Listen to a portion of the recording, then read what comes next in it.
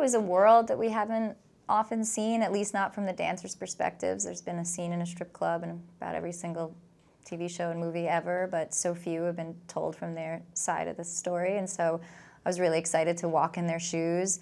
I was excited to talk about themes and things that they deal with, and but also, open it up to kind of what we all deal with, and the value system, and that's a little broken, what we're valued for, men and women, and how the rules of the club are kind of the rules of the world.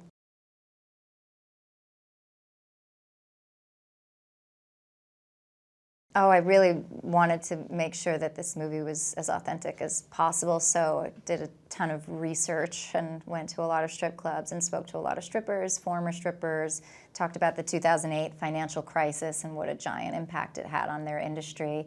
Of course, it had an impact on everybody, but how that changed for them, what $20 meant to them after that. And so, yeah, it was a really extensive deep dive into the world, and so I wanted to make sure that it was as authentic as possible.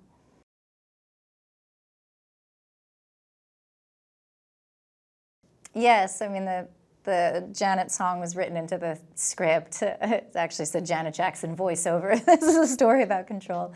It is a story about control, and control is kind of a theme that runs throughout. I think it's something that Destiny's dealing with in her own life.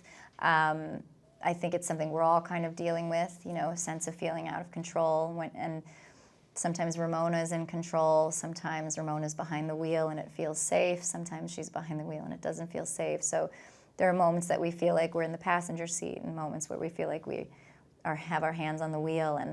And for me, I wanted to speak to, men and women, our gender roles, and how those value systems of men being valued for their money and success and power, and women being valued for their beauty and their bodies and sex and motherhood, and what the trickle down is of both of those in sort of a broken value system. And no judgment passed on anybody who works within that value system at all, but do we have a shot at rising above that?